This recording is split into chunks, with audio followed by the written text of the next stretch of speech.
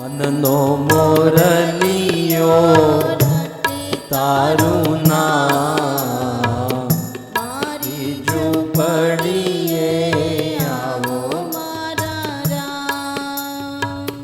એક વાર આવી પૂરો હૈયા કેરી હામ, મારી ઝૂંપડીએ આવો મારા રામ. એક વાર આવી પૂરો હૈયા કેરી હામ, મારી ઝૂંપડીએ આવો મારા રામ.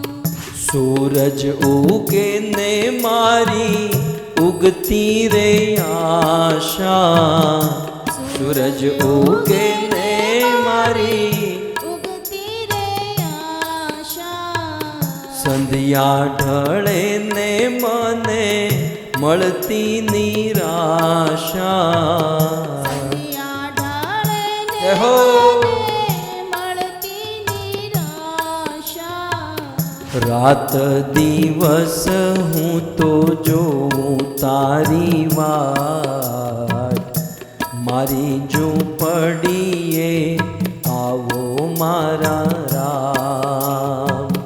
મનનો મોરલિયો રટે તારું નામ, મારી ઝૂંપડીએ આવો મારા રામ.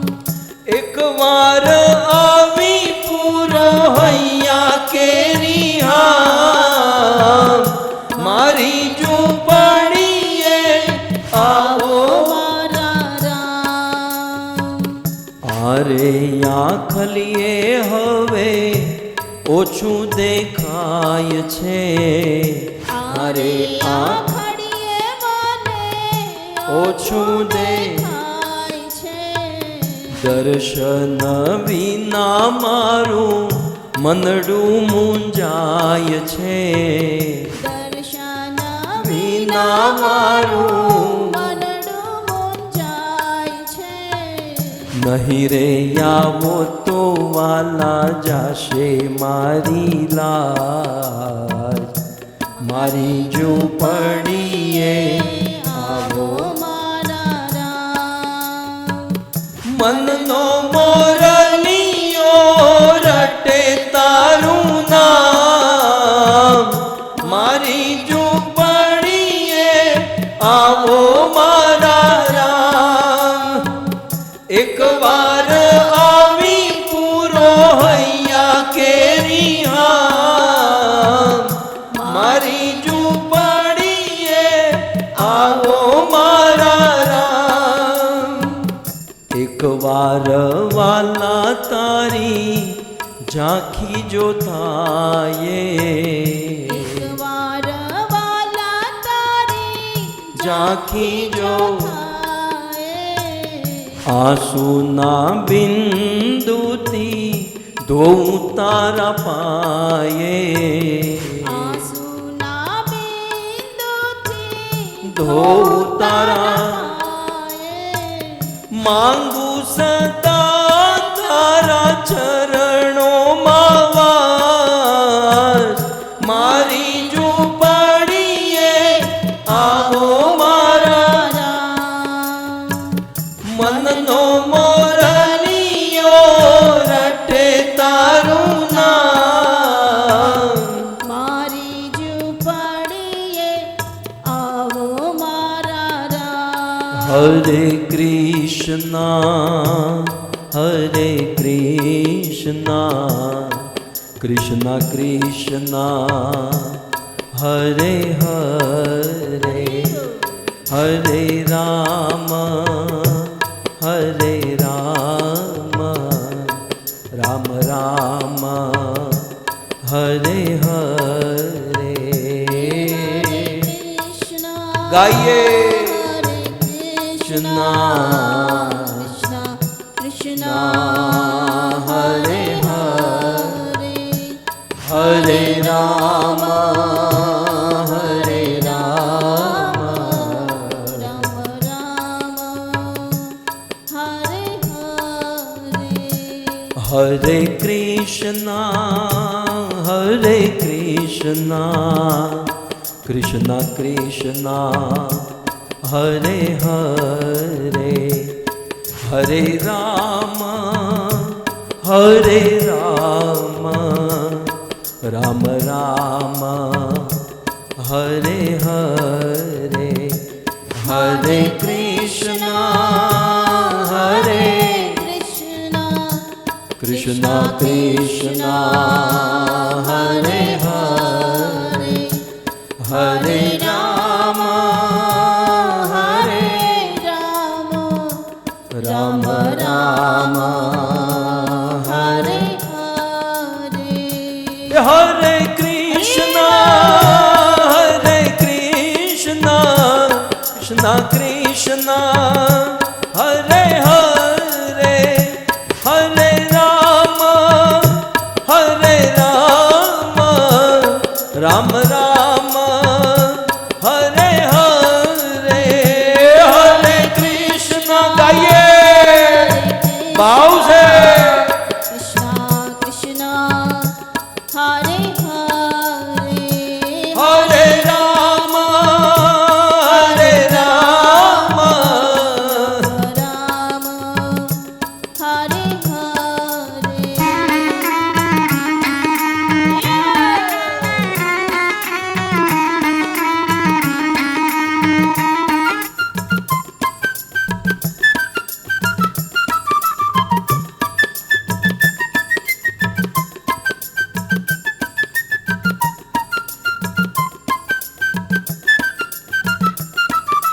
राधा गोविंद, राधा गोविंद, राधा गोविंद राधे।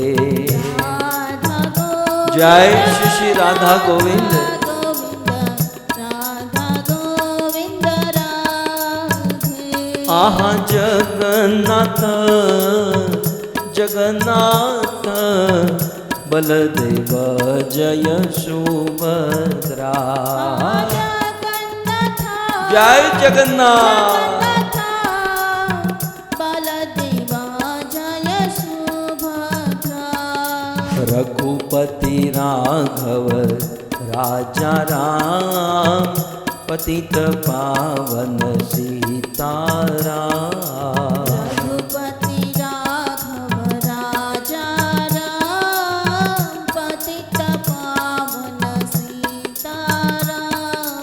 राजा राम, राजा राम, पतित पावन सीताराम। राजा राम, पतित पावन सीताराम। बोलो रघुपति राघव राजा राम, पतित पावन सीताराम। रघुपति राघव राजा राम, पतित पावन सीताराम। हाँ गौरनिताय जय गौरनिताय, गौरनिताय जय गौरनिताय। गौरनिताय जय जय श्री श्री गौरनिताय। गौरनिताय जय गौरनिताय। आहा प्रभुपाद, प्रभुपाद, प्रभुपाद, श्रील प्रभुपाद। प्रभुपद, प्रभुपद, प्रभुपद, श्रील प्रभुपद। जय जय प्रभुपाद, प्रभुपाद, प्रभुपाद, प्रभुपाद, जय जय प्रभुपाद। प्रभुपाद, प्रभुपाद, प्रभुपाद। निताय गौर हरि बोल, हरि बोल, हरि बोल, हरि बोल। निताय गौर हरि बोल, हरि बोल, हरि बोल, हरि बोल। युग धर्म हरि नाम संकीर्तन की, श्री श्री राधा गोविंद भगवान की, श्री जगन्नाथ भगवान की, श्री रामचंद्र भगवान की। जगत गुरु श्री प्रभुपाद की निताय गौर प्रेमानंदे जय जय श्री राधे जय जय श्री राधे जय जय श्री राधे श्याम आराध्यो भगवान ब्रजेश तनय तद्धाम वृंदावन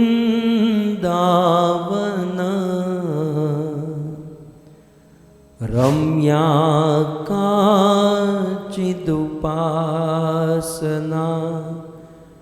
ब्रजबधो वर्गेणया कल्पिता श्रीमद्भागवतं प्रमाणममलम्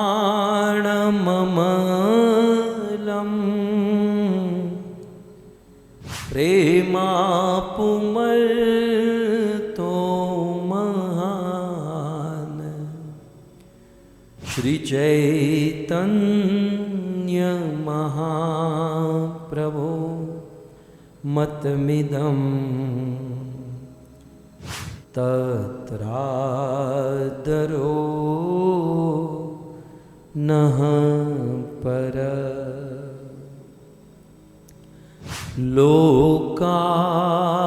लोकाभिरामं रणरङ्गधीरं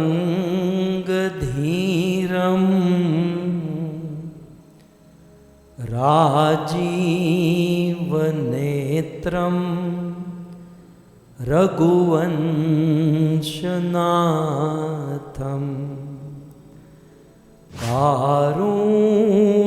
कारुण्यरूपं करुणाकरन्तं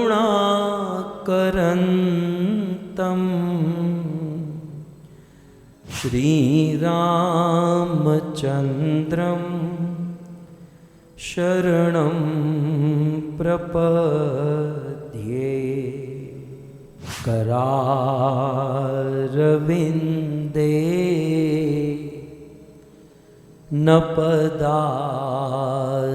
नपदारविन्दम् मुखारविन्दे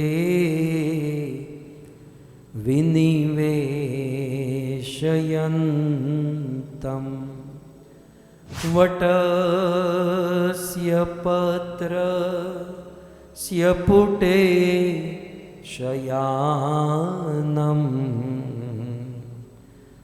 बालं मुकुन्दं मनसा स्मरामि ॐ नमो भगवते वासुदेवाय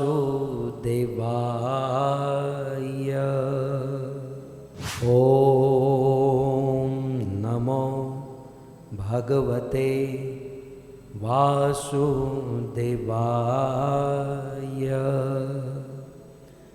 ॐ नमो भगवते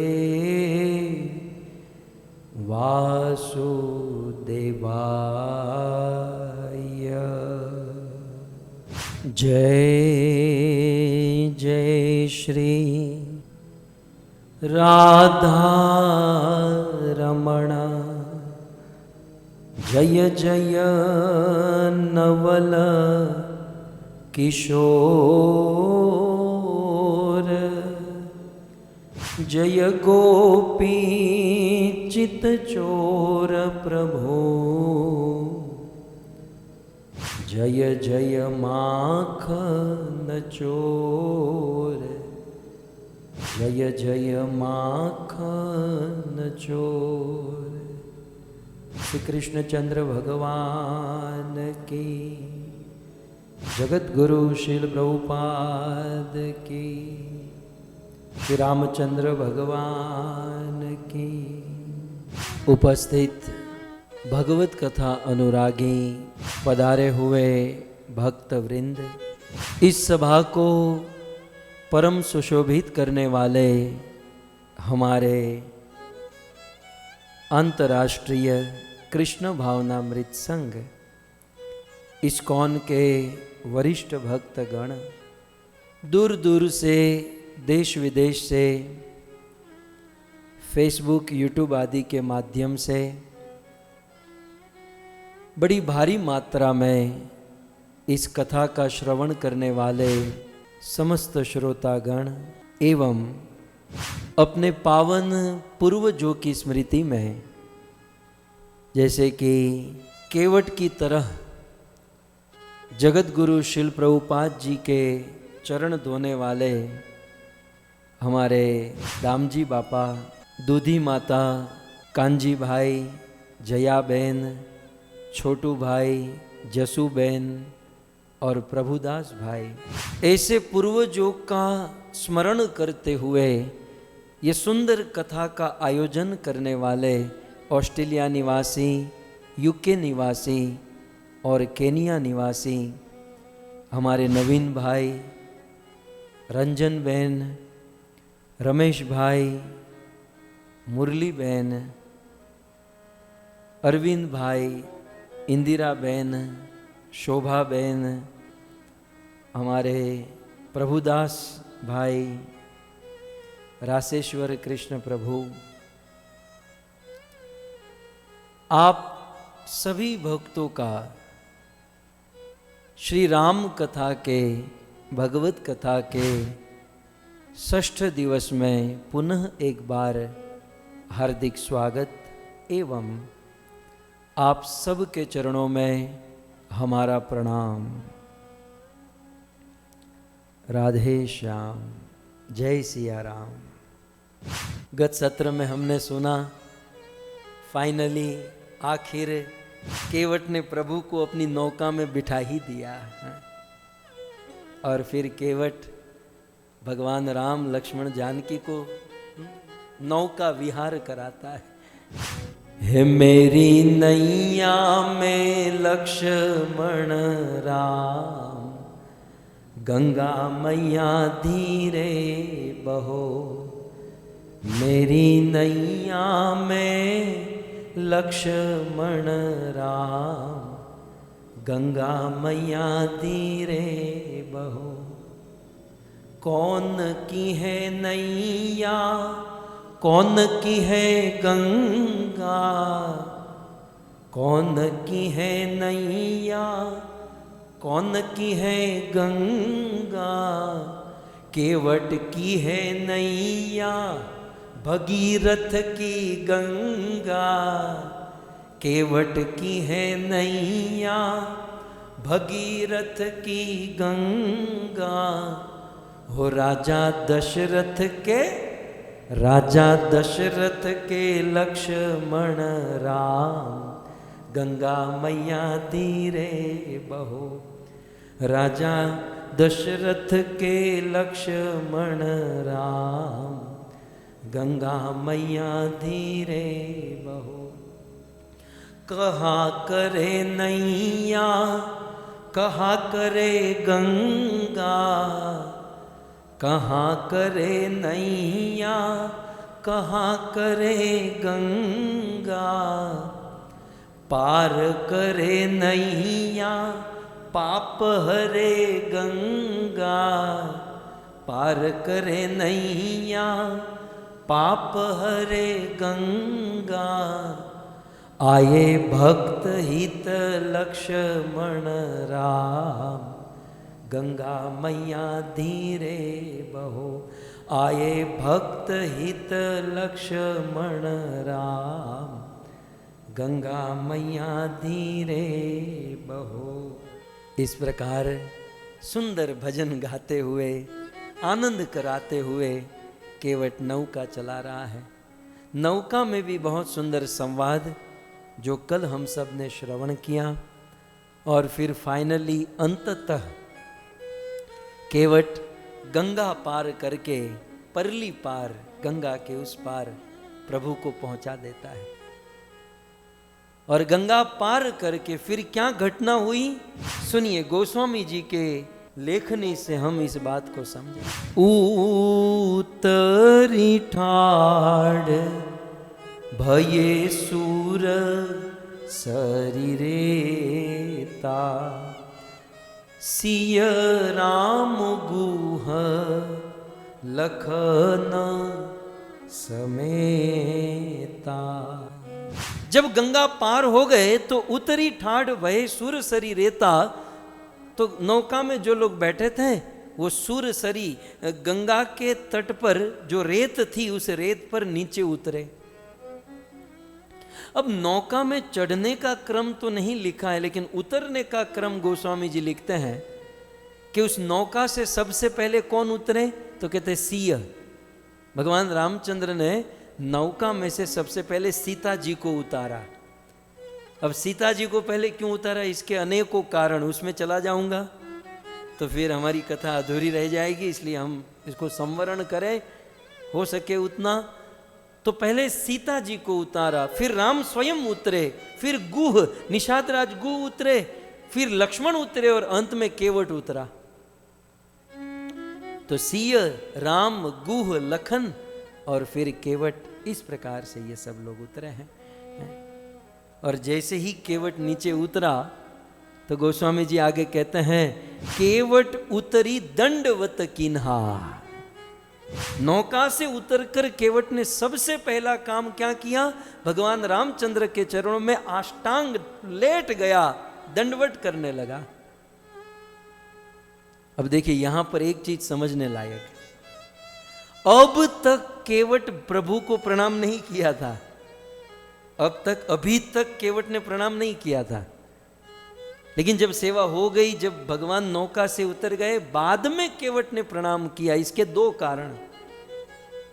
कारण एक, केवट के मन में पहले भी बात तो आई थी कि मैं प्रभु को प्रणाम करूं, दंडवत करूं, लेकिन सिद्धांत जानता था कि एक बार किसी के चरणों में गिरने के बाद, ध्यान से सुनिएगा, ये हम लोग बहुत मार खाते हैं, क्योंकि हमारा क्या है ना, जिसके चरणों में गिरते हैं उसी का चरण खींचते हैं। ये हम लोग की पर्सनालिटी है।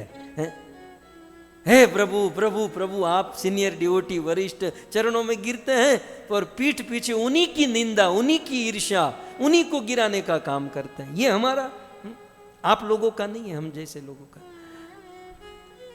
लेकिन बहुत सुंदर बात, केवट उतरी दंडवत। केवट ने अब तक, देखिए कितने 6 दिन बीत गए, 6ठा दिन है आज, अब तक प्रणाम नहीं किया। लेकिन जब सब समाप्त होने को आया, अंत में प्रणाम करता है। क्यों? क्योंकि केवट जानता था कि मुझे राम जी के साथ प्रेम कलह करना है, मुझे राम जी से डिबेट करनी है, क्योंकि उनको हंसाना था और डिबेट करने में राम जी की बात मुझे माननी नहीं है। केवट ने मन में सोचा था कि यदि मैं दंडवत कर दूंगा, मैं प्रभु के चरणों में गिर जाऊंगा, शरणागत हो जाऊंगा, फिर प्रभु की सारी बात मुझे माननी पड़ेगी। एक बार प्रणाम करने के बाद फिर मुझे सब कुछ मानना पड़ेगा, और मुझे तो मनमानी करनी है, इसलिए अब तक प्रणाम नहीं किया। जब अपनी सारे मन की इच्छा पूरी हो गई, फिर केवट ने प्रणाम किया। सिद्धांत ये है भक्तों कि एक बार किसी गुरु के चरणों में झुकने के बाद, ईश्वर के चरणों में झुकने के बाद, फिर हम हमारे नहीं रहते, हम भगवान के हो जाते हैं, हम गुरु के हो जाते हैं। क्यों? क्योंकि दीक्षा काले शिष्य करे आत्मसमर्पण। किसी के चरणों में दंडवत करने का अर्थ यह है कि मैं आपको अपनी आत्मा, अपना सब कुछ स्मरण कर रहा हूं। लेकिन हमारे लिए इसकी डेफिनेशन अलग है। मैं इसलिए पांव पकड़ रहा हूं क्योंकि कसकर खींच सकूं, गिरा सकूं आपको। बहुत सुंदर यहां पर शिक्षा है। केवट ने बाद में प्रणाम किया। और दूसरा, हमारी आर्यवर्ष की यह मर्यादा है कि जब हम किसी की सेवा करते हैं तो सेवा करने के बाद प्रणाम करते हैं। ये हमारे भारतवर्ष आर्यवर्ष वेद की विधि है। आप लोग जानते नहीं जानते तो नोट कर लीजिए, जीवन में ये व्यवहारिक बातें जीवन में उतारनी चाहिए। आप किसी को माला पहनाओ, सेवा की तो प्रणाम करो। आप किसी को डोनेशन दो, प्रणाम करो। किसी की भी सेवा करके उनको प्रणाम करो। प्रणाम करने का भाव यह है कि मैं ये जो आपकी सेवा कर रहा हूं आपके लिए नहीं, ये मैं मेरे लिए कर रहा हूं। मैं दास भाव से सेवा कर रहा हूं। नहीं तो अहम भाव आ जाएगा, नहीं तो एक स्वामी का भाव आ जाएगा। सो दो बात, केवट उत्तरी दंडवत की बहुत कुछ बोला जा सकता है, लेकिन आप सब कुछ जानते ही हो। लेकिन जैसे ही केवट ने प्रणाम किया ना, प्रभु ही सकुच, भगवान रामचंद्र सकुचा गए। सकुच माने संकोच में पड़ गए। केवट उतरी दंडवत की ना, प्रभु ही सकुच एही नहीं कछु दीन। हाँ, भगवान राम जी के मन में हुआ कि केवट ने इतनी मेहनत की है और मैं केवट को कुछ नहीं दे पा रहा हूं। प्रभु को संकोच होने लगा। मैंने कुछ समय पहले एक कथा ही कही थी, संकोची श्याम। हमारे प्रभु का स्वभाव है संकोच में रहना। हमारे प्रभु, हमारे भगवान राम हो या कृष्ण, बड़े संकोची है। खास करके राम जी को यहां पर बहुत संकोच हुआ, क्योंकि ये संकोच होना बड़े आदमी की निशानी है। और भगवान से बड़ा कौन, भगवान से अधिक गुण वाला कौन? ये भगवान राम का स्वभाव है। राम जी के उदारता, शील, संकोच, ये सब गुणों की हद है भक्तों। नहीं तो विचार करो, यहां संकोच की क्या बात थी? भगवान रामचंद्र ने केवट के पितरों को भवसागर पार कराया, केवट को भवसागर पार करा दिया, केवट के परिवार को भवसागर पार होने का सर्टिफिकेट दे दिया। लेकिन इतने सारे लोगों को मुक्ति भगवान राम ने प्रदान की, फिर भी ये चीज केवट की जो खेवाई है, जो मेहनत है, उसके सामने प्रभु कुछ नहीं देख रहे हैं। पूरे परिवार का, पीढ़ियों का उद्धार प्रभु ने किया, लेकिन फिर भी प्रभु के मन में संकोच है कि भाई मैंने कुछ नहीं किया, ये केवट ने बहुत मेहनत की है। ये है भगवान का स्वभाव। राम जी की दृष्टि में भक्तों को देने में भुक्ति मुक्ति कितना हूं कुछ दे दे, लेकिन फिर भी भगवान को लगता है मैंने कुछ दिया ही नहीं। अपने भक्तों को बहुत भुक्ति मुक्ति, संसार के भोग, ऐश्वर्य, इवन मुक्ति आदि दे देते हैं, लेकिन फिर भी भगवान के मन में तो संकोच ही होता है कि मैंने कुछ नहीं दिया। गोस्वामी जी ने एक बहुत सुंदर पद लिखा, जो संपत्ति शिव रावणी दीनी दिए 10 माथ। जब रावण ने 10 मस्तक शिव जी के चरणों में चढ़ाए, तब जाकर शिव जी ने रावण को लंका का ऐश्वर्य संपत्ति प्रदान की थी। जो संपत्ति शिव रावण ही दीन दिए 10 माथ, सोई संपदा विभीषण ही सकुचि दीन रघुनाथ। रावण ने 10 मस्तक चढ़ाकर शिव जी को प्रसन्न किया और शिव जी ने सोने की लंका दी। वही सोने की लंका, वही संपत्ति विभीषण ने मात्र दंडवत किया, भगवान राम ने दे दी। लेकिन जब दे रहे थे तब सकुचि दीन रघुनाथ, रघुनाथ जी फिर भी संकोच कर रहे थे कि मैं बहुत कम दे रहा हूं। बताओ, एक दंडवत के सामने लंका के ऐश्वर्य भी कम लग रहा है प्रभु को, मैं बहुत कम दे रहा हूं। और भगवान राम का स्वभाव कैसा है? हमारे राम जी का स्वभाव है कि ये दिए हुए दान को तुरंत भूल जाते हैं। अभी अभी केवट को इतना बड़ा दान दे चुके हैं, लेकिन दिए हुए दान को तुरंत भूल जाना, ये भगवान राम का स्वभाव है। और चौथा, अपना सब कुछ देकर भी अपने भक्तों को, स्नेही भक्तों का ऋणी मानते हैं। अपना सब कुछ देकर भी अपने स्नेही भक्तों का भगवान ऋणी मानते हैं कि इस भक्त ने मुझे ऋण में डाल दिया, इसका ऋण मैं कैसे चुकाऊंगा। तो प्रभु सकुचि, तो हमारे भगवान का ये संकोच स्वभाव है। इससे हमें क्या समझना है? सार यह है कि भगवान के इस स्वभाव को जानकर हमें भगवान में अनन्य भक्ति शुरू कर देनी चाहिए, क्योंकि ऐसा भगवान दिया लेकर खोजोगे फिर भी नहीं मिलेगा, ऐसा ईश्वर नहीं मिलेगा। इस प्रकार भगवान राम जी के मन में संकोच होने लगा कि केवट ने मेहनत मजदूरी की है और मेरे पास कुछ है नहीं। तब ये बात देवी सीता समझ गई। देखो अगली चौपाई में कहते हैं, पिय हिय की सिय जान निहारी, मनि मुदरी मन मुदित उतारी। सीता जी समझ गई मेरे पति देव को क्या परेशानी है। थोड़े पत्नियों के गुण यहां पर आ रहे हैं। पिय, पिय माने प्रिया, सीता जी हिय हृदय की बात जान गई। सीता जी कैसी थी? अपने प्रिय राम जी के हिय हृदय की बात जानने वाली थी। प्रत्येक पत्नियों को चाहिए कि अपने पति के पाकिट को ही न देखे, पति के अंदर हृदय को भी, उनके मन को, उनकी इच्छाओं को भी समझे। सीता जी समझ गई, पति के मन की बात को जान गई। और क्यों न जानती? क्योंकि सीता जी जब अपने मैके से विदा हो रही थी तब उनकी माता सुनैना ने उनको शिक्षा दी थी।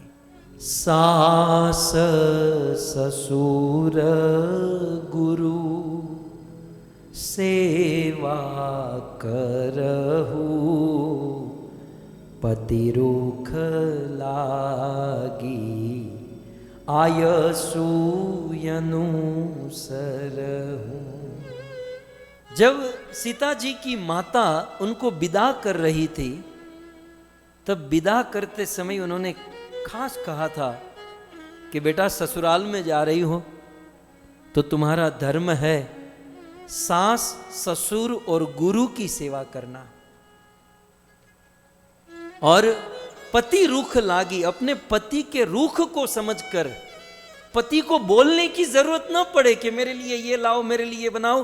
पति रुख लागी, पति के रुख को समझकर, उनकी इच्छा को समझकर उनकी सेवा करना। और मैं तुम्हें आशीर्वाद देती हूँ, सदा अपने पति की प्यारी बनी रहो बेटा, क्योंकि इस दुनिया में एक पति जितना प्यार दे सकता है उतना और कोई नहीं दे सकता। याद रहे, धर्म पत्नी वो है। यहां तो सब धर्म पत्नी ही है, लेकिन जस्ट मैं आप लोगों का गुण आपके सामने रख रहा हूं, तेरा तुझको अर्पण। धर्म पत्नी वो है जो अपने पति के मस्तक पर, अपने पति के मस्तक को किसी के सामने झुकने नहीं देती है। धर्म पत्नी वो है जो अपने पति के मस्तक को किसी के सामने झुकने नहीं देती, अपने पति को कभी संकोच में नहीं पड़ने देती। यह है धर्म पत्नी। पति धर्म करे तो पति को धर्म में मदद करें, इसे कहते हैं धर्म पत्नी। राम जी संकोच में, केवट को क्या दूं?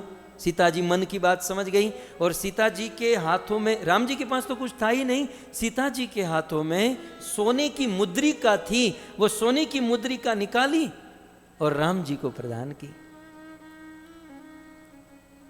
दास की दृष्टि में भक्तों, ये सोने की मुद्रिका नहीं, ये सीता और राम की मोहर थी, स्टैंप था कि जा केवट, आज से ये मेरी मुद्रिका, ये मोहर अपने साथ रख ले। दुनिया की किसी भी प्रकार की माया तेरे पास नहीं आएगी। अविद्या मोह आज के बाद तुझे कभी सताएगा नहीं। ये मुद्रिका नहीं, ये सीता राम की मोहर थी जो आज केवट के पास जाने वाली थी। सो सीता जी ने अपनी मुद्रिका निकाली और किसी को पता न चले वैसे प्रभु के हाथ में। इसलिए आप देख सकते हैं, मणि मुदरी, मणि की मुद्रिका, अंगूठी सीता जी ने उतार कर प्रभु को दी। और कैसे दी? तो कहते हैं मन मुदित, आनंद से। कुछ पत्नियां, यहां तो सब अच्छी हैं धर्म पत्नी, लेकिन कुछ पत्नियां नहीं देती हैं। मान लो कभी ऐसा पति संकोच में पड़ जाए किसी को कुछ देना हो और पति मांगे तो पत्नी डांट कर कहती है, पहले तो इतनी बड़ी बड़ी गाली देगी और डांट कर कहेगी अपना तो सब बर्बाद कर बैठे, अब यही बचा है और ये भी मांग रही, ये लो लो लो लो लो दे दो उसे।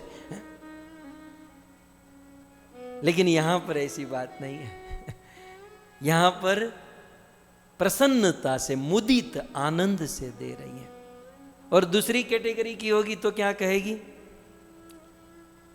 ये मेरे पति क्या देंगे, केवट, ये मेरे पति क्या, ये खुद कंगाल है, ये क्या देंगे, ये ले मैं दे रही हूं। सीता जी ने ऐसा भी नहीं किया, किसी को पता न चले, पीछे से केवट के हाथ, राम जी के हाथ में पकड़ा दी। नहीं तो कुछ पत्नियों को होता है कि ये मेरा पति कुछ है ही नहीं, जो कुछ भी हूं मैं ही हूं। वो नहीं हो सुनाते हैं, एक दिन पति ने पत्नी को कहा कि हमें एक कुत्ता पालना है। पत्नी ने डांट कर कहा नहीं, ऐसा खर्च नहीं करना है। पति ने कहा नहीं, हमें कुत्ता पालना है। पत्नी ने कहा नहीं, ऐसा खर्च नहीं करना है। पति ने कहा क्यों? तो पत्नी कहती आप हो ना, आप हो ना। मणि मुदरी मन मुदित उदारी, बड़े आनंद से, धन्य है माता सीता, बड़े आनंद से अपने हाथ से अंगूठी निकालकर प्रभु रामचंद्र के हाथ में देती है। और फिर आगे, कहे वो कृपाल ले ही उतराही, केवट चरण गए अकुलाई। जब भगवान रामचंद्र केवट को मुद्रिका देने लगे, कहे वो कृपाल, बड़े कृपालु भगवान राम केवट को कहने लगे कि ये उतराई ले लो, ये मुद्रिका ले लो। केवट चरण गहे अकुलाई, केवट ने भगवान रामचंद्र के चरणों को पकड़ लिया। केवट भावुक होकर रामचंद्र के चरणों में गिर गया और केवट के आंखों से जर्जर जर्जर जर्जर अश्रु की धारा निकलने लगी। केवट कहता है प्रभु ये क्या कर रहे हैं आप, प्रभु ये क्या दे रहे हैं आप? प्रभु मैं ये नहीं लूंगा, मैं ये मुद्रिका नहीं रखूंगा। क्यों? प्रभु जनक जी ने आपके चरण धोए तो उन्होंने आपको साक्षात जानकी जी ही प्रदान कर दी। जनक जी ने आपके चरण धोए तो उन्होंने साक्षात जानकी जी को ही आपको प्रदान कर दिया। मैं इतना निष्ठुर नहीं हो सकता प्रभु कि उस जानकी जी का आभूषण ही ले लूं। अरे मुझे कुछ देना चाहिए, मैं दे तो नहीं सकता, लेकिन मैं जानकी जी का आभूषण तो नहीं ले सकता ना। माता ने एक ही आभूषण पहना है और वह एक ही आभूषण मैं ले लूं तो मेरे जैसा मूर्ख कोई नहीं। केवट कहता है प्रभु प्रभु અમારા કપડા ફાટેલા છે, हमारा संस्कार फाटेला नहीं। हमारे कपड़े फटे हुए हैं, हमारे संस्कार फटे हुए नहीं है महाराज। मैंने आपको वचन दिया है, मैंने आप और दशरथ जी की शपथ खाई है कि मैं उतराई नहीं लूंगा। और केवट ये मुद्रिका नहीं लेने का एक भाव ये भी था कि प्रभु यदि मैंने मुद्रिका ले ली तो हमारा आपका संबंध खत्म हो जाएगा, है ना। हम किसी ऑटो रिक्शा में, किसी ऑटो कार आदि में बैठते हैं, जहां जाना है वहां पहुंचते हैं, फिर उसको पैसा दे देते हैं तो पैसे देने के बाद उससे कोई संबंध, उससे कोई रिलेशन नहीं होता। आप किसी ऑटो रिक्शा में बैठे, कहीं उतरे तो उसका लेटर आता है कि कई दिन के बाद रिक्शा में आप नहीं आए, नहीं बैठे, नहीं, ऑटो रिक्शा में बैठे, उसको पैसा दे दिया, बात पूरी हो गई। तो प्रभु आप मेरी नौका में बैठे और मैंने मजदूरी ले ली, मैंने उतराई ले ली तो हमारा संबंध समाप्त हो जाएगा। महाराज मुझे संबंध खत्म नहीं करना है, मुझे संबंध रखना है। और अंत में केवट कहता है कि प्रभु प्रभु यदि ये मुद्रिका सरल होती, सिंपल होती, साधारण होती तो मैं रख लेता, लेकिन इस पर राम नाम लिखा है।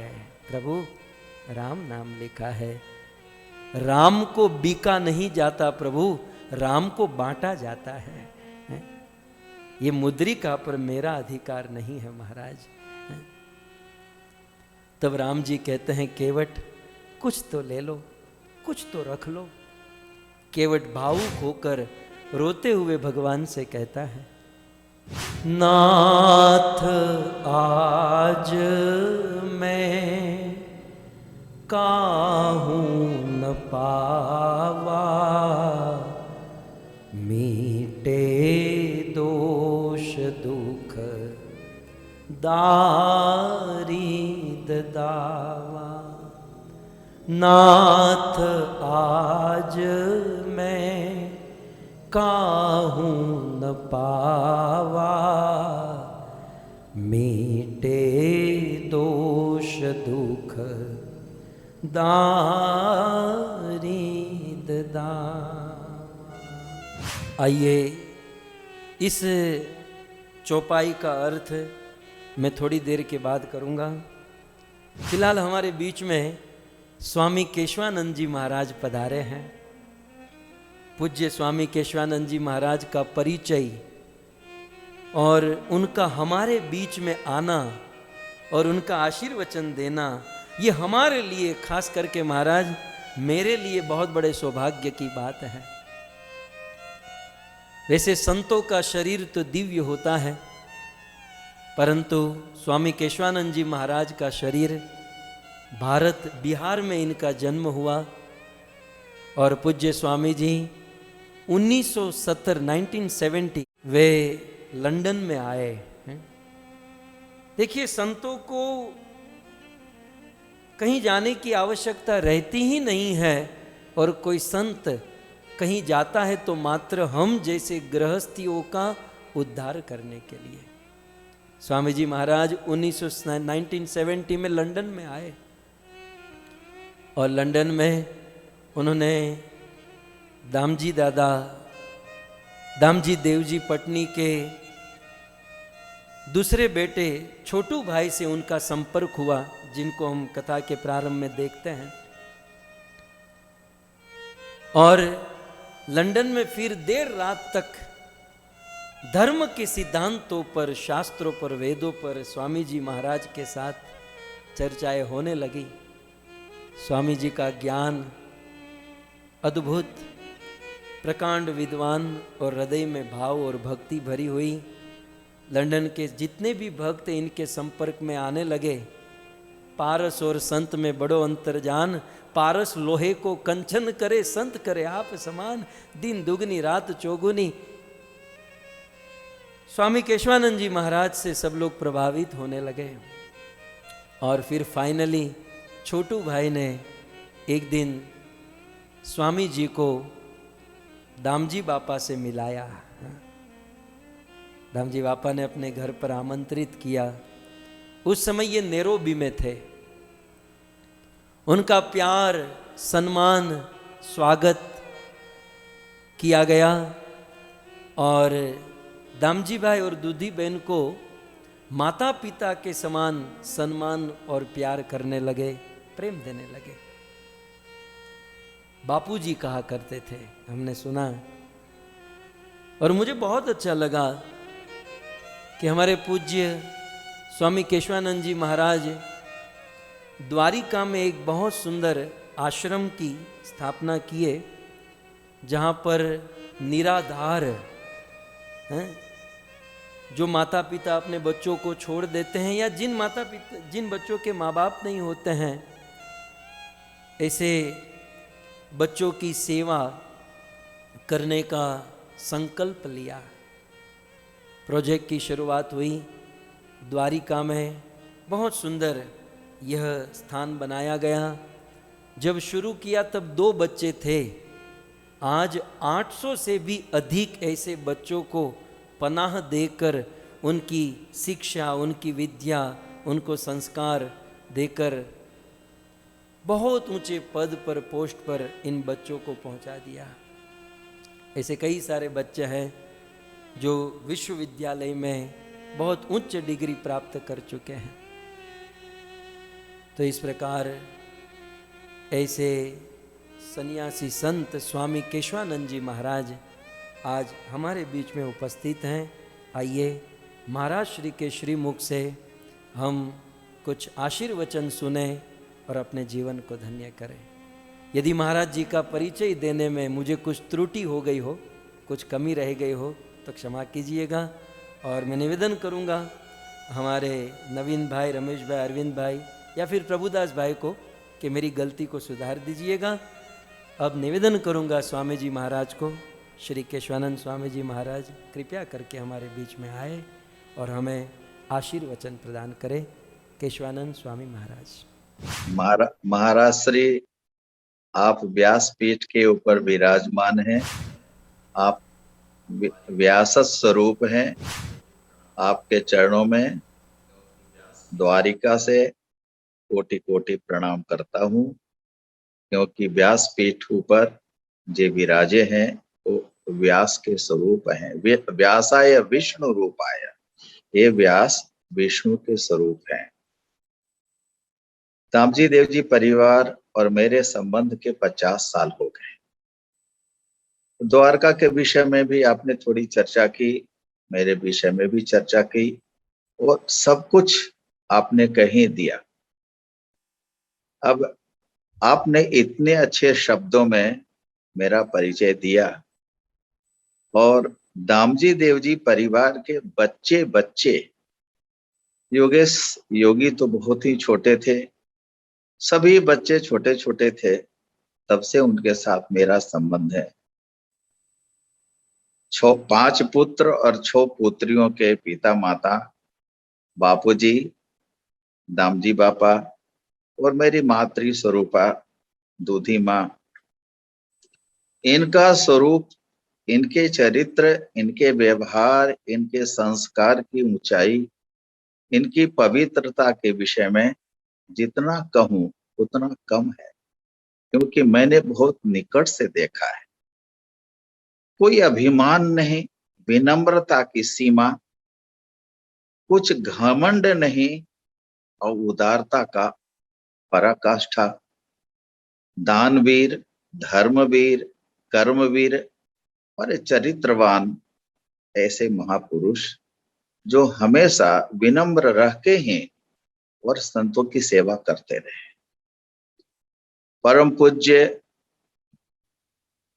भक्ति वेदांत दर्शन के परम पूज्य प्रभुपाद जी महाराज महीनों तक इस घर को पवित्र करते रहे हैं और हरे कृष्णा मंदिर का निर्माण जब होने लगा नैरोबी में, तो दामजी भाई और उनके मित्रों ने, इस परिवार ने भरपूर मदद।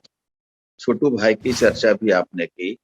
लंदन में जब हरे कृष्णा मंदिर का निर्माण शुरू हुआ, उसका संविधान बनाया हुआ श्री छोटू भाई दामजी देवजी पटनिक है। कई संत जो अपने संसार में कुछ कर्म करने के लिए, परमार्थ करने के लिए अपने जीवन में संकल्प लिए हैं, उन संकल्पों को पूरा करने के लिए दामजी भाई ने सचमुच में केवट की भूमिका निभाई है। और उस केवट के साथ साथ कई संतों के चरण, प्रभुपाद जी महाराज हो, हिरजी बापा हो, स्वामी सत्यमित्रानंद जी महाराज हो, मुरारी बापू हो, के रमेश भाई हो, सभी संतों के पांव हमारी दूधी मां ने छोड़ा। मैं बहुत संकोच के साथ बात कर रहा हूं। मैं छोटी उम्र का था और हमारी माँ, दूधी माँ ने जब मेरा पांव धोना शुरू किया, तब मेरे पांव के ऊपर तो जल बरस रहे थे, लेकिन मेरे आंखों से अश्रुधारा की गंगा बह रही थी। कैसी भक्ति माता! न धन का अभिमान, न भक्ति का अभिमान, न अपने इतने बड़े परिवार और बुद्धि विद्या, किसी का अभिमान नहीं। मात्र उनके मुंह से यही शब्द निकलता था, बड़े भाग मानुष तन पावा, सुर दुर्लभ सदग्रंथ निगावा। मोम्बासा में हमारे मित्र भक्ति वेदांत से जुड़े हुए योगेंद्र स्वामी, नव योगेंद्र स्वामी जी बड़े मुश्किल में पड़ गए थे जब मंदिर का निर्माण शुरू किया था। हमारे बाबूजी दामजी बाबा ने खुद व्यास पीठ के ऊपर बैठकर और उनके लिए धन संग्रह किए और उनके ऊपर, मंदिर के ऊपर, भगवान के ऊपर, मंदिर निर्माण में जो कुछ भी चाहिए, कर्ज जैसे हो गए थे, उससे मुक्ति दिलाई। तो ऐसे संत, ऐसे महापुरुष जो संसार में रह के और संत की भूमिया निभाई, कितने संतों के बेड़े पार किए, कितने के संकल्प पूरे किए। राम जी को पार करने में केवट की भूमिका महान है, और इस संतों के संकल्प को पूरा पाड़ने में हमारे दामजी बाबा के ये पुरुषार्थ है वो वंदनीय है। और इनके स्वभाव, भक्ति माता हमारी दूधी माँ का स्वभाव तो क्या पूछो। उनके अंदर जो सद्भावना है, उनके अंदर जो विनम्रता थी, उनका जो हंसता मुखड़ा था, उसको देखकर किसी ना हंसने वाले व्यक्ति के जीवन में भी, उसके चेहरे पर भी मुस्कान आ जाती। ऐसे विनम्र लोगों को बार बार प्रणाम किया जाता है। और महाराज जी, आपने इस परिवार को अपनी कथा देकर और इतनी अच्छी कथा सुना रहे हैं। रामायण में केवट और सबरी की भूमिका, उनका चरित्र बड़ा महान है। सबरी का चरित्र देखें, क्या सबरी के नवदा भक्ति की बातें भगवान राम सुनाते सुनाते और सभी प्रकार के सद्गुणों का संग्रह सबरी माता को भगवान ने बता दिया। तो मैं तो अपनी तरफ से कहना चाहता हूं कि सबरी का प्रतिरूप ही हमारी दूधी माता थी और केवट का स्वरूप हमारे दामजी बाबा थे। और उस परिवार के विषय में आज भी इतने ऊंचे संस्कार लेकर धर्म के लिए, गरीबों के लिए, शिक्षा के लिए, भारत हो ये अफ्रीका हो, कहीं भी गरीब है उनके लिए काम करने के लिए आगे आ जाते। यहाँ भूकंप हो, यहाँ फ्लड, बाढ़ हो, यहाँ किसी प्रकार के गर्मी में दुर्भिक्ष का मौसम आ जाए, सुखाड़ आ जाए, ये परिवार तन मन धन से सब गरीबों की सेवा के लिए भी आगे आ जाते हैं। संस्कार के धनी है, संपत्ति के धनी है, चरित्र के धनी है और धर्म के भी धनी ये परिवार का हर व्यक्ति है, बच्चा बच्चा है। इस परिवार की बड़ी सराहना करता हूँ। भगवान द्वारकाधीश से प्रार्थना करता हूँ कि ये सभी अपने दामजी बाबा और दूधी माँ के बताए रास्ते पर आगे बढ़ रहे हैं और भी आगे बढ़ते चलें। अपने संस्कार को एक प्रेरणा बनाएं कि दूसरे लोगों को भी ऐसे ही पवित्र जीवन जीने का, धार्मिक जीवन जीने का, उदार जीवन जीने की प्रेरणा मिलती रहे। इन्हीं शब्दों के साथ महाराज जी आपको कोटि कोटि प्रणाम। और इस कथा में जितने श्रोता हैं सबके लिए मेरी शुभकामना। इस परिवार के लिए मेरी हार्दिक द्वारकाधीश से प्रार्थना है कि भगवान खूब कृपा करें और इनका जीवन इसी प्रकार धार्मिक बना रहे। द्वारकाधीश भगवान की जय। जय श्री कृष्ण, जय सिया राम। नाथ याज मैं काह न पावा, मीटे दोष दुख दारी ददा। जब भगवान रामचंद्र वो सोने की मुद्रिका माता सीता जी से लेकर केवट को देने लगे तो केवट प्रभु के चरणों में गिर गया और कहने लगा, हे नाथ, नाथ आज मैंने क्या नहीं पाया। ये छोटी सी वस्तु देखकर आप मुझे क्यों ये कर रहे हैं? आप ही मुझे बताइए कि मैंने क्या प्राप्त नहीं किया। नाथ, मेरे जीवन में जितना दुख था, दोष था, ये सब कुछ आपने मिटा दिया। मिटे दोष दुख दारिद दावा। दावा माने दावाग्नि, माने जलाकर राख कर दिया। किसको? मेरे दोष और दुख को। थोड़ी सी तात्विक बात, हमारे जीवन में दुख अनेकों प्रकार के होते हैं। असंख्य प्रकार के दुखों को हमारे वेदों ने, हमारे संतों ने 3 भाग में बांटे हैं: आदि दैविक, आदि भौतिक, आदि आध्यात्मिक।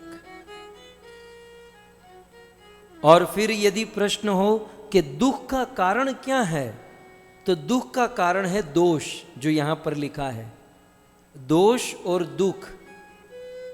सो दुख का कारण है दोष। दोष भी 3 प्रकार के हैं: पितृदोष, मातृदोष और कर्म दोष। सो इन दोषों के कारण दुख होता है। इसका अर्थ ये हुआ, दुख वो जो वर्तमान में हम भोगत रहे हैं, और दोष वो जो संचित रूप में पड़े हैं।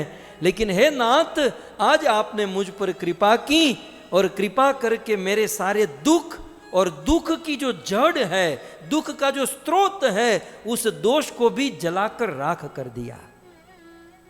मिटे दोष दुख दारिद दावा।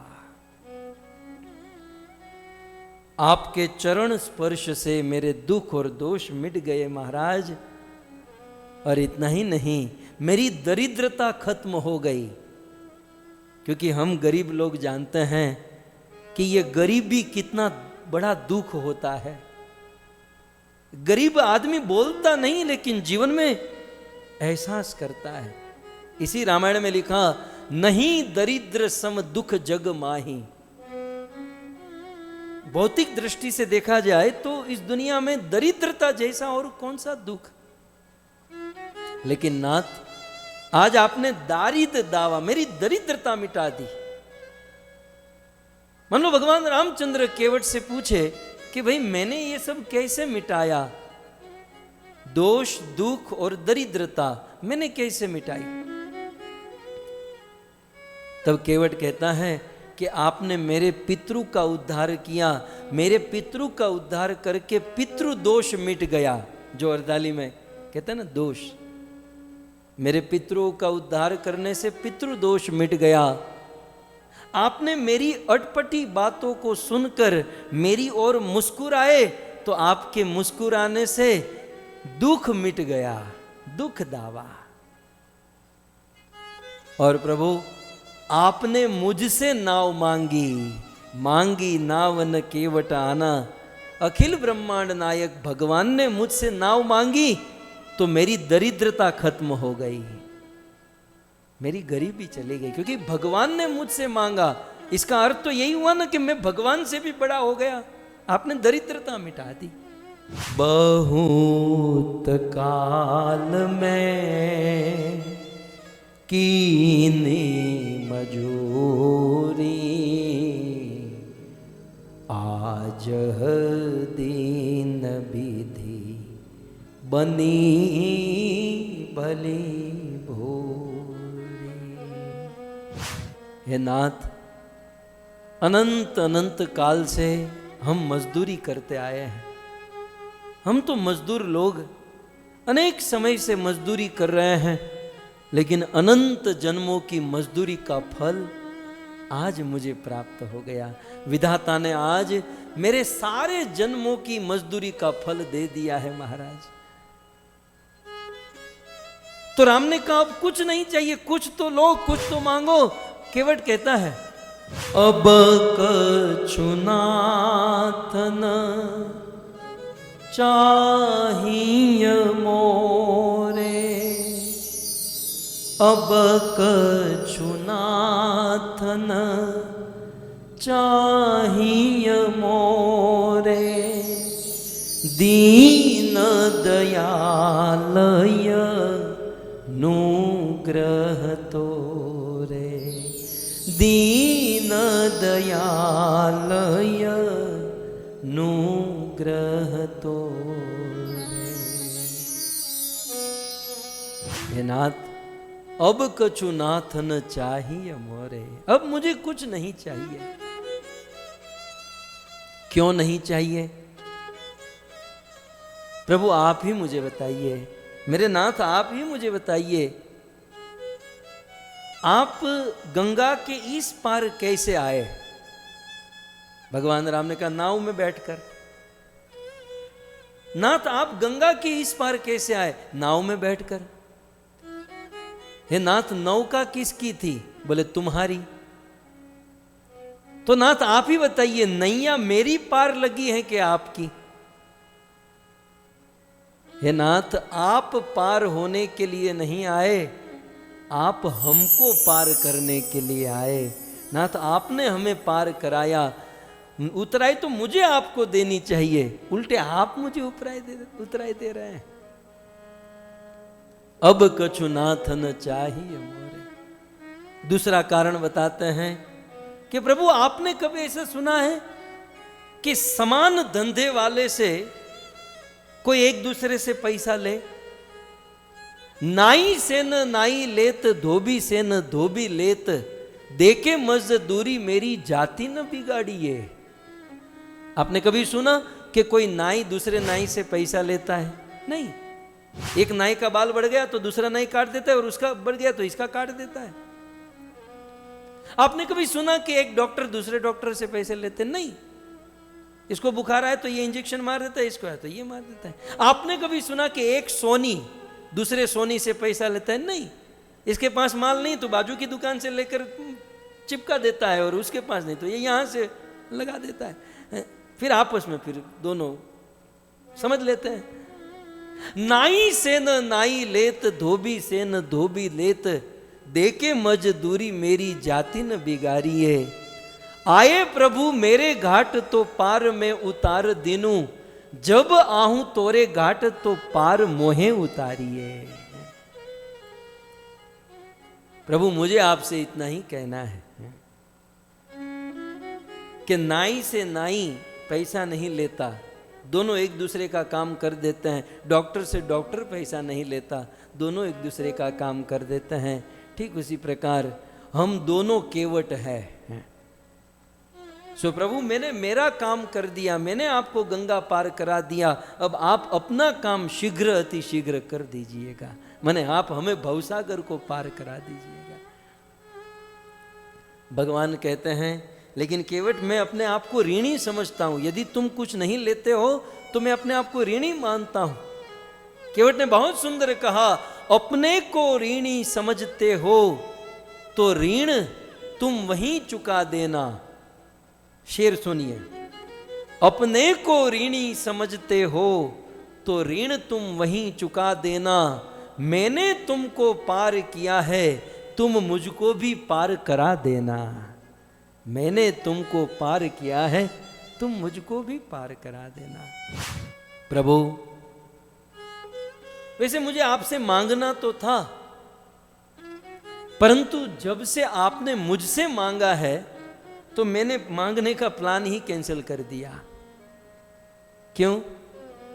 जब से आपने मांगी नावन केवट आना, जब से आपने मुझसे मांगा है तो मैंने मांगने का प्रोग्राम कैंसिल रखा। क्यों? क्योंकि वे तो बहुत बड़ा है जिसे आप देते हो, वे तो बहुत बड़ा है जिसे आप देते हो, पर वो कितना बड़ा है जिससे आप मांगते हो? वो कितना बड़ा होगा जिसे आप मांगते हो? तो प्रभु आपने मुझसे मांगा है, मुझे बहुत बड़ा बना दिया है, अब ये देकर मुझे छोटा मत बना दो। क्योंकि देने वाले का हाथ ऊपर होता है, लेने वाले का नीचे होता है। प्रभु आपने मुझे बहुत बड़ा बना दिया, अब ये देकर मुझे छोटा मत बना दो। सच कहें तो भक्तों की भक्ति बहुत निराली होती है। भगवान के भक्त बहुत निराले होते हैं। साक्षात भगवान भी देना चाहे तो वे शुद्ध भक्त भगवान से कुछ लेते नहीं हैं। हमने गुरु महाराज के मुख से बहुत सुने थे पद बिंदु जी के। बिंदु जी ने एक पद लिखा, ध्यान से सुनिए, गौर फरमाइए। बिंदु जी ने कहा, इश्क एक तरफा में इश्क एक तरफा में यूं मशरूर हो जाऊंगा मैं, शाम तुम होंगे शमा तो काफुर हो जाऊंगा मैं। इश्क एक तरफा में यूं मशरूर हो जाऊंगा मैं, शाम तुम होंगे शमा तो काफुर हो जाऊंगा मैं अगर मांगू तुमसे मुझको तुम देना न कुछ, मैं अगर मांगू जो तुमसे मुझको तुम देना न कुछ, वरना फिर प्रेमी नहीं मजदूर हो जाऊंगा मैं, वरना फिर प्रेमी नहीं मजदूर हो जाऊंगा मैं मजदूर हो जाऊंगा। मैं अगर चाहूं तो चाहूं तुम ना मुझको चाहना, प्रभु मैं आपको चाहूं लेकिन आप मुझे मत चाहना। बिंदु जी लिखते हैं, मैं अगर चाहूं तो चाहूं तुम ना मुझको चाहना, तुमने अगर चाहा तो फिर मगरूर हो जाऊंगा मैं अगर देखूं तो देखूं तुम ना मुझे देखना, तुमने अगर देखा तो फिर मशहूर हो जाऊंगा मैं अगर तड़पूं तो दृग से बिंदु टपकाना ना, प्रभु मैं अगर तड़पूं तो अपनी आंखों से बिंदु टपकाना तुम, वरना आंखों से तुम्हारे दूर हो जाऊंगा मैं। प्रभु कुछ नहीं चाहिए, कुछ नहीं चाहिए, कुछ नहीं चाहिए। कारण दीन दयाल अनुग्रह तोरे, प्रभु आपका अनुग्रह हुआ है, और जिस पर आपका अनुग्रह होता है ना उसकी सारी वासना चली जाती है। ध्रुव महाराज कितनी इच्छा थी, ईश्वर अनुग्रह से कामना ही खत्म हो गई। भगवान ने कहा केवट मेरी बात रखो, कुछ ले लो। तब केवट कहता है, फिरती बार मोही जो कछु देवा, फिरती बार मोही जो कछु देवा, सो प्रसाद में शिर धरि लेवा। हे प्रभु यदि आपको देना ही है तो अभी आप चले जाओ, आपको वन में जाना है, आप रुकने वाले हो नहीं। 14 वर्ष के बाद जब आप अपना वनवास काल समाप्त करके वापस लौटोगे तो फिर से आप मेरी नौका में बैठना, और उस समय मुझे जो मांगना है मैं आपसे मांग लूंगा, अभी आप चले जाओ। जब इस प्रकार से कहा तो कहते हैं, बहुत कीन प्रभु लखन सियह, नहीं कछु केवट ले। फिर भी भगवान ने कहा केवट ले लो। बहुत कीन, बहुत कहा, बहुत कहा। किसने कहा? प्रभु, साक्षात प्रभु भगवान ने कहा। लक्ष्मण ने भी कहा भाई ले लेना, क्यों मगजमारी कर रहा है। सीता जी ने कहा, प्रभु ने कहा, लखन ने कहा, सीता जी ने कहा, लेकिन नहीं कछु केवटु ले, लेकिन केवट ने कुछ नहीं लिया। यहां पर एक सिद्धांत है भक्तों, जब साक्षात भगवान कुछ देने को तैयार हो जाए, लक्ष्मण माने गुरु तत्व, जब साक्षात गुरु कुछ देने को तैयार हो जाए, या फिर सीता माने लक्ष्मी, जब साक्षात लक्ष्मी कुछ देने को तैयार हो जाए, फिर भी हम उसे ठुकरा दे, न धनम न जन्म न सुंदरी हम कर दे, तो फिर क्या होगा? विदा कीन करुणायतन भक्ति बिमल बरु दे। जब हम ये ठुकराते हैं तब हमें शुद्ध भक्ति प्राप्त होती है।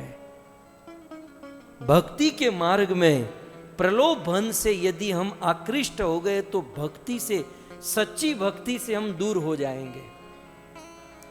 लेकिन भक्ति मार्ग में प्रलोभन को यदि हमने ठुकरा दिया, जैसे आज केवट कह रहा है कुछ नहीं चाहिए, तो भक्ति बिमल बरुदे, हमें भक्ति प्राप्त होगी।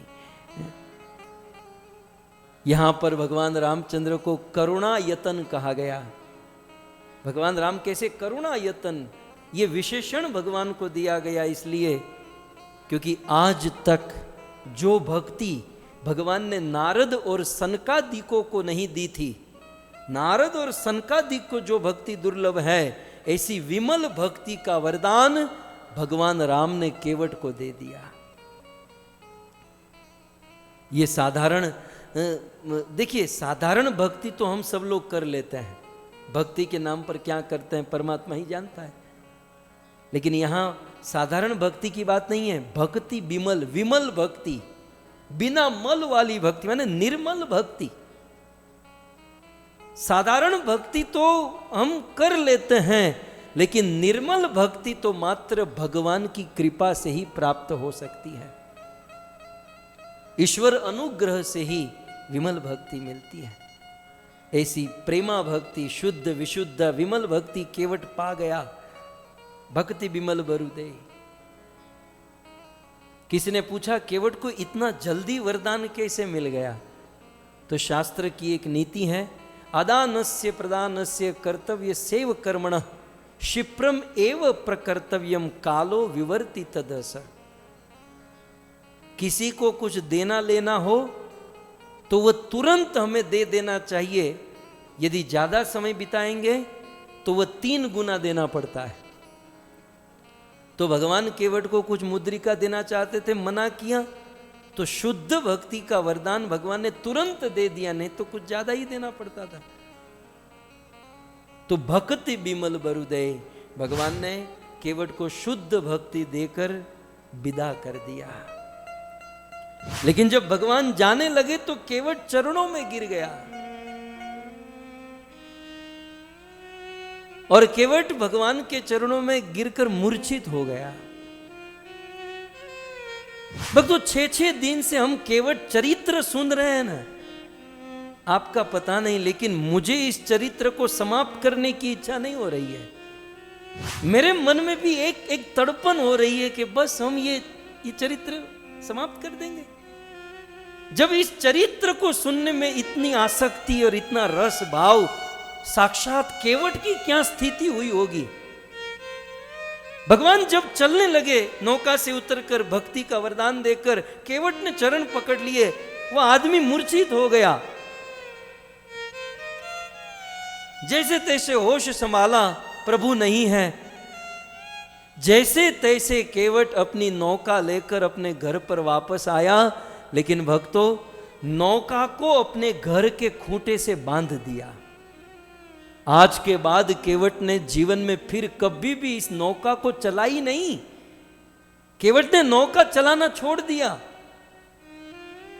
लोग कहने लगे केवट नौका नहीं चलाओगे तो जीवन कैसे चलेगा? केवट की पत्नी कहने लगी लेकिन ये तो हमारी जीविका है। केवट इतना ही कहता है कि अब ये नौका मेरे लिए इष्ट वस्तु हो चुकी है। इस नौका पर मेरे प्रभु के चरण पड़े हैं। इस नौका पर अब न मैं खुद चढ़ूंगा न मैं किसी को चढ़ाऊंगा, क्योंकि इस नौका पर मेरे प्रभु के चरण पड़े हैं, प्रभु के चरण की रज पड़ी है। अब तो रोज केवट नौका की पूजा करता था। रोज केवट, जैसे हम ठाकुर जी शालिग्राम भगवान के चरणों में तुलसी जल आदि चढ़ाते हैं, केवट रोज नौका की पूजा करता था। उस नौका पर जल चढ़ाता, तुलसी चढ़ाता, फूल आदि चढ़ाता और नौका की पूजा करके गंगा के उस पार देखता, कब मेरे राम जी आएंगे, कब मेरे राम जी आएंगे। अनपढ़ गवार था। कैलेंडर, ये वर्ष महीनों की गिनती केवट को आती नहीं थी, लेकिन रोते हुए प्रभु की राह देखता, कब प्रभु आएंगे। रोते रोते केवट अंधे हो गए और फिर 14 साल के बाद भगवान रामचंद्र अपना वनवास काल समाप्त करके, रावण आदि का वध करके, पुष्पक विमान में सवार होकर अपनी सारी सेना को लेकर लंका से अयोध्या वापस लौट रहे थे। आप सब जानते हैं वहां भरत जी मृत्यु की कगार पर थे। भरत जी ने कहा था 14 साल में एक घड़ी भी अधिक हो गई तो मैं आत्महत्या कर लूंगा। भाई भरत मृत्यु की कगार पर और प्रभु को जल्दी पहुंचना है। और प्रभु को याद आया केवट का वचन, फिरती बार मोही जो कछु देवा। और उस समय भगवान ने अपना पुष्पक विमान नीचे उतारा। केवट रो रो कर अंधा हो चुका था, भगवान के चरणों में गिर गया। प्रभु आपने वादा किया था आप मेरी नौका में बैठोगे, प्रभु आप मेरी नौका में बैठिए। तब भगवान रामचंद्र कहते हैं कि केवट, पहली बार तुमने मुझे नौका में बिठाया, मैं पहली उतराई ही नहीं दे सका। केवट मैंने पहली उतराई ही नहीं चुकाई, तो अब दूसरी बार नौका में बैठकर मैं इतना बड़ा ऋण कैसे चढ़ा सकता हूं। केवट कहता है प्रभु तो अब क्या होगा। भगवान ने कहा केवट तुम मेरे साथ पुष्पक विमान में बैठ जाओ, अपनी पत्नी बच्चों सबको साथ में ले लो। केवट अपनी पत्नी बच्चों को साथ में लेकर उस राम जी के पुष्पक विमान पर सवार हुआ। भगवान सबको लेकर अयोध्या आए और अब तो केवट रोज भगवान रामचंद्र का दर्शन करता। केवट रोज प्रभु को सरयू में नौका में बिठाकर भगवान राम को विहार कराता, रोज भगवान रामचंद्र के लिए जल लेकर आता। अपने जीवन की अंतिम क्षण तक केवट अयोध्या में रहा और भगवान रामचंद्र की सेवा करते रहा, भगवान को सरयू में विहार कराते रहा, भगवान के लिए जल लाता रहा और केवट भगवान रामचंद्र को पा गया। और इसीलिए तो कहा है ना, राम ही केवल प्रेम पियारा, जान लेऊ जो जानन हारा। सोई जान ही जेई देऊ जनाई, जानत तुम ही तुम हो जाई। तुम्हारी कृपा तुम्हारी रघुनंदन, जान नहीं भगत भगत उर चंदन। इस प्रकार केवट चरित्र को समाप्त करने की इच्छा तो नहीं हो रही है, मन तो अभी भी कर रहा है गाता रहूं गाता रहूं। लेकिन हमारी शबरी माता बेचारी बैठी है। शबरी माता को वैसे भी राह देखनी पड़ी थी, कथा में भी बेचारी माता को राह देखनी पड़ी। माताओं का जीवन ही ऐसा होता है। अबला तेरी यही कहानी, दिल में दर्द और आंखों में पानी। भारतवर्ष का नियम है कि भारतवर्ष की मां, एक पत्नी सदैव पति से पीछे रहती है। सो दामजी बापा का स्मरण करते हुए केवट चरित्र हमने 6 दिन सुना। आइए अब दूधी माता का स्मरण करके 1-1.5 दिन हम शबरी चरित्र की कथा सुने। माताओं ने सदैव अपने आप को छोटा रखा, माताओं ने सदैव अपने आप को पीछे रखा और उसी अनुपात में कथा में भी कुछ ऐसा हुआ। 5.5 दिन केवट चरित्र, अब 1.5 दिन हम शबरी चरित्र की कथा सुनेंगे। आइए महामंत्र के साथ हम शबरी चरित्र को प्रारंभ करें। हरे कृष्णा कृष्णा कृष्णा हरे हरे, हरे राम राम राम हरे हरे। श्री रामचंद्र भगवान की, श्री शबरी मैया की, जगत गुरु श्री प्रभुपाद की, निताई गौर प्रेमानंदे। इसी रामायण के अरण्य कांड में शबरी चरित्र का वर्णन आता है। इनके पूर्व जन्म की कथा बड़ी अद्भुत है। ये एक बहुत बड़े राजा की कन्या हुआ करती थी। बहुत बड़े राजा, उस राजा की बेटी राजकुमारी, और राजा ने अपनी इस राजकुमारी का विवाह किसी बहुत बड़े राजा से करवाया। लेकिन इनके मन में साधु संगति करने की बड़ी इच्छा थी। जैसे मारवाड़ की मीराबाई, बैठी संतों के संग, रंगी मोहन के रंग, बैठी संतों के संग, रंगी मोहन के रंग, मीरा प्रेमी प्रीतम को मनाने लगी। वो तो गली गली हरि गुण गाने लगी। ऐसी लागी लगन मेरा हो गई मगन, वो तो गली गली हरि गुण गाने लगी। महलों में पली बन के जोगन चली, मीरा रानी दीवानी कहाने लगी। ऐसी लागी लगन। बिल्कुल मीराबाई की तरह यह चरित्र था। राजा की पत्नी है, राज रानी है, स्वयं भगवान के भजन में लीन है, परंतु राजा में भक्ति नहीं है। अब इतनी अच्छी पत्नी मिलने के बाद तो भजन भक्ति होनी चाहिए, लेकिन राजा भक्ति नहीं करते। एक बात कहें, भक्ति का वातावरण होने पर भी कई बार होता है ना, कुछ माताएं कहती मेरा पति भक्ति नहीं करता, मेरे बच्चे भक्ति नहीं करते। इवन घर पर भक्ति का वातावरण है, माता पिता संस्कार आजू बाजू भक्ति का एसोसिएशन है, फिर भी भक्ति नहीं हो रही है। इसका एक ही कारण रामायण में गोस्वामी तुलसीदास जी कहते हैं, तुलसी पूरब पाप ते हरि चर्चा न सुहाय। पूर्व के हृदय में बहुत सारे पाप होते हैं और वो पाप भक्ति नहीं करने देते।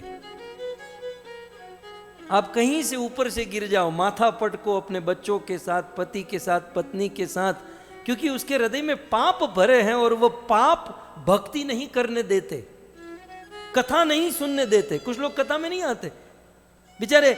आप लोग बहुत कहते होंगे लोगों को, आइए बहुत अच्छी कथा होती है, हमारे प्रभु जी बहुत अच्छा प्रयास करते हैं, आप आइए सुनिए। कोई आता नहीं और आएगा तो ज्यादा देर तक बैठेगा नहीं। क्यों? क्योंकि दिल के जो पाप है ना, वो कथा में बैठने ही नहीं देंगे। तुलसी पूरब पाप ते हरि चर्चा न सुहाए। कैसे? वो दृष्टांत देते हैं, जैसे ज्वर के जोर ते भूख विदा हो जाए। हमें दिन में 3 बार भूख लगती है, कुछ लोगों को 4 बार 5 बार, मेरे जैसे को 10 बार है? लेकिन जब कोविड होता है तो इनमें से कुछ लोगों को हुआ था, मैं नाम नहीं लूंगा, ये कोविड वाले को भूख नहीं लगती है। जैसे ज्वर होता है, बुखार होता है तो भूख नहीं लगती, तो जैसे ज्वर के जोर से भूख विदा हो जाए, बुखार होने से भूख विदा हो जाती है, वैसे पाप होने से भक्ति दूर हो जाती है। सो पाप भक्ति नहीं करने देते, कथा नहीं सुनने देते। ये कुछ लोग कहते हैं ना कि हम भगवान का नाम लेते हैं, भक्ति करते हैं हम, तो हमको निद्रा आती है। कारण यही है कि पाप अभी भी अंदर बैठे हैं, जो इतने हलचल मचा रहे हैं कि आपको कथा में बैठने नहीं देते। ये पाप है। लेकिन इसका उपाय क्या है? इसका उपाय यही है, कथा सुनते रहे, हरि नाम लेते रहे। भले अच्छा ना लगे, बैठने की इच्छा ना हो, हरि नाम लेने की इच्छा ना हो, लेकिन लेते रहो। वो लेते लेते करते करते करते शुरू में अच्छा नहीं लगेगा, लेकिन इसका उपाय भी तो यही है, हरि नाम। चेतो दर्पण मार्जनम, हरि नाम लेंगे, पाप दूर होंगे, हृदय शुद्ध होगा, फिर हरि कथा, हरि चर्चा, हरि भक्ति आपको अच्छी लगने लगेगी।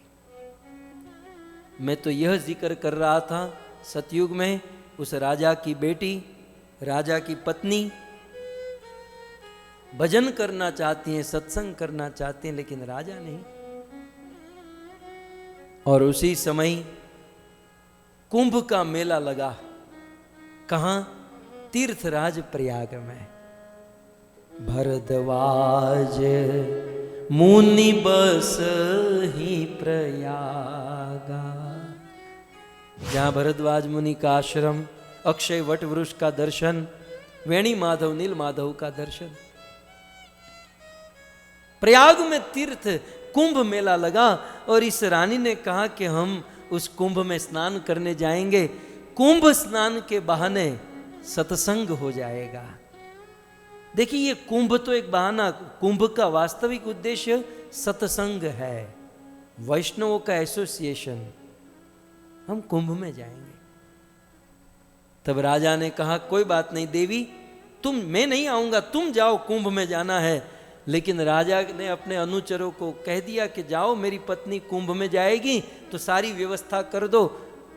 तो रानी जू के लिए प्रयाग में ऐसी व्यवस्था की गई, वहां मंडप लगा और ऐसा रास्ता ताकि कोई इनको न देख सके, ये किसी को देख न सके। अब प्लान किया था साधु संगति का, लेकिन राजा की पत्नी राजरानी होने के कारण कोई साधु संत का दर्शन नहीं हुआ। इनके मन में बड़ी बड़ी घृणा होने लगी कि राज परिवार में जन्म लेने के कारण मैं सत्संग नहीं कर पा रही हूं, भक्तों की संगति नहीं कर पा रही हूं। प्रयाग में त्रिवेणी संगम है और गंगा यमुना गुप्त रूप से सरस्वती बहती हैं। उस त्रिवेणी संगम पर घाट था और वहां पर अब और समय में तो सब साथ में थे, आगे पीछे चलने वाले मंत्री संतरी, लेकिन स्नान करने में तो ये राजरानी अकेली थी। स्नान करने गई और प्रयाग को प्रणाम किया और सोच लिया कि अब जल समाधि ले लूंगी। साधु संगति जीवन में नहीं हो रही है, उससे तो अच्छा है जल समाधि ले ले। दोनों हाथ जोड़कर प्रयाग से प्रार्थना करती हैं और प्रार्थना सुनकर साक्षात प्रयाग मूर्तिमान होकर प्रकट होते हैं। बोलो देवी, तुम्हें जो चाहिए वह मांग लो। तब ये 2 वरदान मांगती हैं। मुझे पहला वरदान ये दीजिए कि राज परिवार में मेरा जन्म न हो। ये राज परिवार में जन्म लेकर तो घाटे में पड़ गई, न साधु संतों की संगति, न महात्माओं का दर्शन। तो पहला वरदान राज परिवार में नहीं, किसी दरिद्र, किसी गरीब, किसी स्वपच शबर परिवार में मेरा जन्म हो। और दूसरा वरदान, मैं कुरूप बनूं, मुझे सुंदर नहीं बनना, सुंदर बनोगी तो फिर से फंसूंगी, मैं कुरूप बनूं। प्रयाग ने कहा कि ऐसा कोई वरदान मांगता है भला? ऐसा कौन वरदान मांगता है? तब वो राजकुमारी कहती हैं, वो राजरानी कहती हैं, ऊंचो कुल के ही काम को जहां न हरि को नाम। ऊंचे कुल क्या काम को जहां न हरि को नाम। तुलसी भगत स्वपच भलो जो जपे रैन दिन रात। ऊंचे कुल में जन्म लिया, हरिनाम सत्संग नहीं हुआ तो क्या काम का, उससे तो अच्छा स्वपच ही भला जो रात दिन हरिनाम तो ले सकता है। तीर्थराज प्रयाग ने तथास्तु कहा और उसी समय इस राजरानी ने समाधि, जल समाधि ले ली, प्राण छूट गया। और इनका दूसरा जन्म त्रेता युग में हुआ। प्रयाग का वरदान और उस वरदान से इस राजकुमारी का दूसरा जन्म शबर कुल में हुआ, शबरी के रूप में। आपकी जानकारी के लिए, शबरी ये नाम नहीं है, ये जातिवाचक। जैसे पटनी परिवार हम बोलते हैं, जैसे हम कहते हैं ये सोनी है, तो ये सोनी कोई नाम नहीं है, ये जातिवाचक। तो शबरी कोई नाम नहीं। मुझे बहुत अच्छा लगा भक्तों, बहुत अच्छा, कि शबरी एक ऐसी भक्त है। रामायण के कुछ चरित्र ऐसे हैं जिन्होंने अपने आप को इतना छोटा बनाकर रखा, जिन्होंने अपने भजन को इतना गोपनीय रखा कि आज तक लोग उनका नाम नहीं जान पाए। युग युग 11.5 लाख वर्ष बीत गए, लेकिन आज तक शबरी का नाम कोई जान नहीं पाया।